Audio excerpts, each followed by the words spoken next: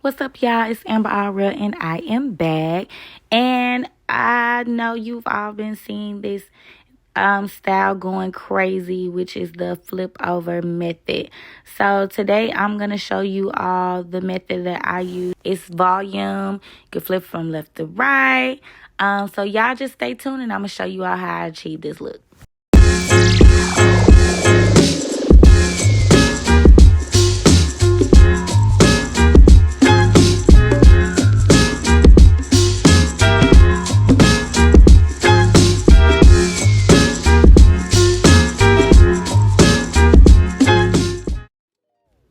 Okay, so like I said, we're doing the flip over method today. I have a client that was looking to get this with some 613 hair that I provided. I will provide the information to where you can order some of the hair in the link in the description of the video. Now, first off, what I did is parted out her perimeter, which is the front part where you'll see the perimeter braids. And also, she wanted to be able to put her hair up in a ponytail. And that's where you see I left those sections out in the back. And I just kind of plaited everything up so it could be out of the way. Now what I'm doing is parting off for my first initial perimeter braid for the foundation of the flip over method. So right now you see me with a piece of braiding hair. I just like to use braiding hair on all my installs just to give it extra security, if you would say. It reinforces the braid and help it last longer. So I typically will just use it on like my anchor braids, which is what you see me doing here. And how I start is that I just do one braid and I kind of go in a circle, basically. Like I go around the whole perimeter of the head with that very first braid with a little bit of braiding hair added.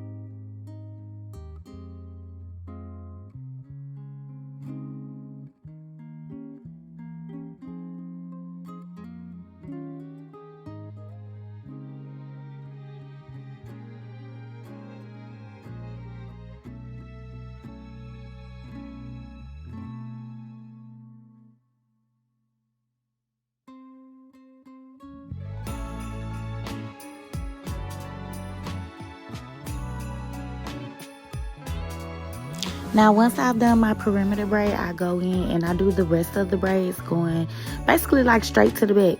They're going to be straight backs. Now, please don't mind these braids. These braids are definitely kind of big. But that's only because I'm deciding to use a net. I kind of like to call this a hairstylist hack because a net is less tension and you're able to, the hair lays flatter, it lasts longer, and it puts less tension on the client's scalp. So with that being said, because I'm using the net, I don't have to braid really small, and her hair was thin as well. So I just did my perimeter braid, and then I did like a few straight backs. They were kind of big, but they still laid flat. I knew I was going to use a net. I suggest anytime doing a flip over method, I highly suggest using a net with a flip over method. I would not do it without one.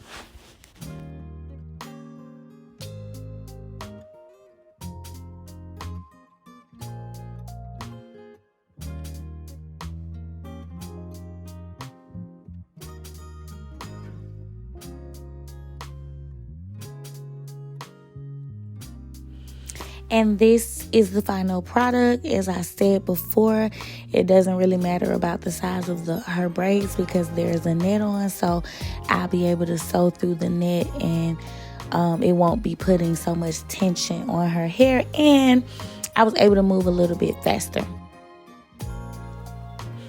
Now we're going to start sewing the tracks in from ear to ear. I double track my installs for speed and for fullness. And I'm going to go all the way up until I get to the arch in her eyebrows.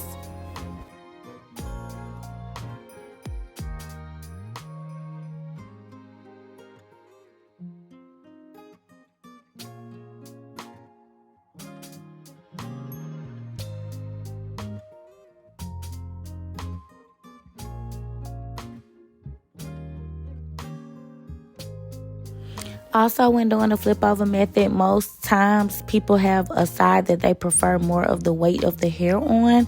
So whichever side that may be, you're going to kind of like sew in a more upward position, so that it's kind of falling like as if you were had a side part, but there'll be no part, but you still want it to fall in that manner. So you're gonna kind of sew towards the upward direction on the side that they want more of the hair weight on.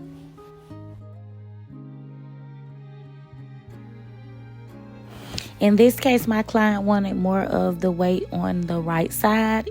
It might be your left, but it was on the right side of the head. So as you can see, I'm kind of like sewing upward more on that side. And then on the other side, I'll sew the tracks closer together or more basically in a straight. So one side will be straight and one side will be curving up, whichever side that you want more of the weight on, as you can see here.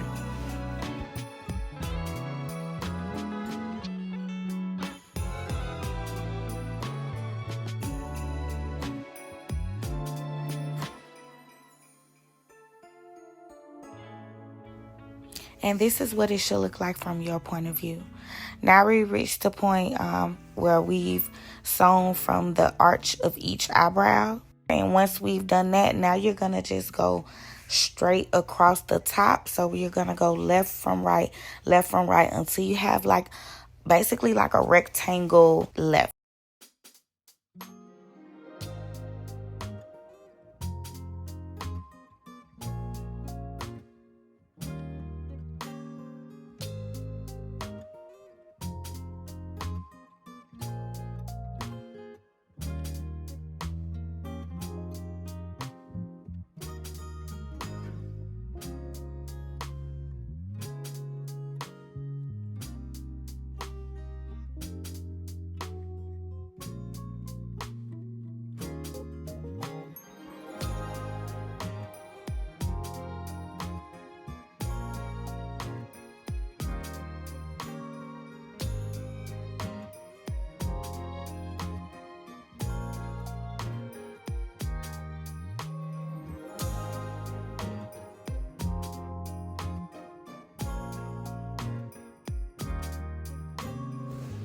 And this is what I mean by rectangle.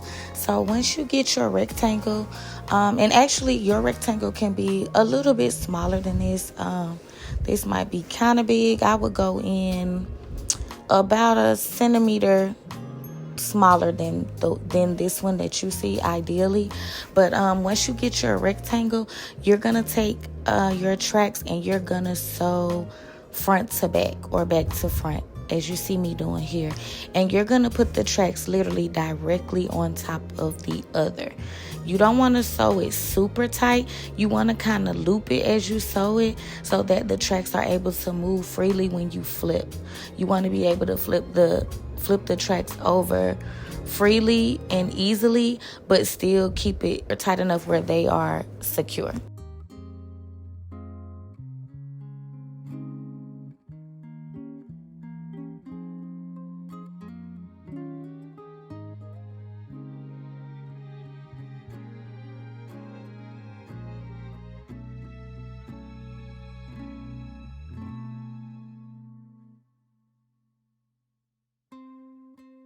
So this is the halfway point, and this is what it will look like. You see, by me placing the tracks right on top of each other, once I'm pulling them back, you can't see anything. It looks very seamless. So what I typically do is start from one side and go until I get to the middle of the head. And then I go to the other side and I do the exact same thing because I like both sides to meet in the middle. I do it that way because sometimes it may be where you or the client would like to wear their hair down as if there was a middle part. So you want both sides to be even in that case. So you want to be able to do left to right or down the middle.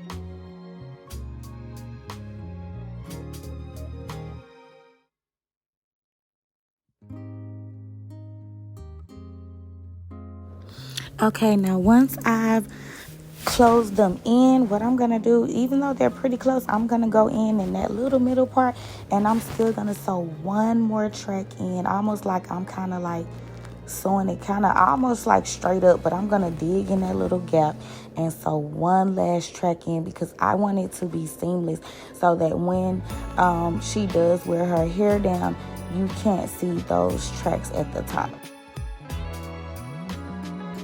If you can see like how I'm kind of sewing it in, it's almost like I'm sewing it straight up, because I want every piece to be very seamless.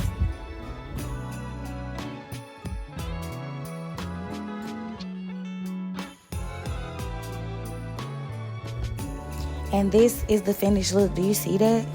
Look at that. Look at that.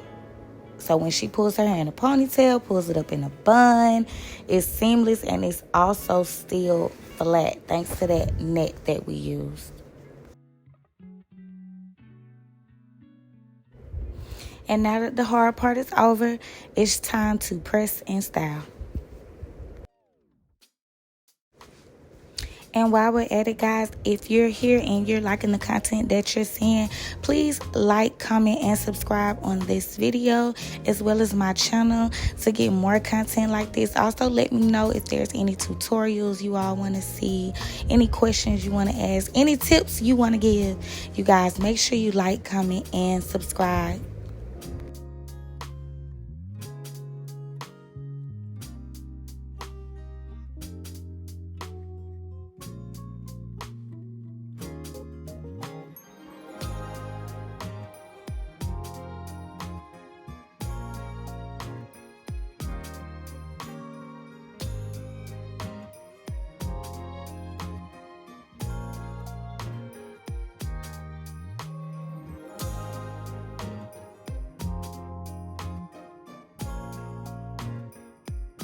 And the moment we've all been waiting for, the final look.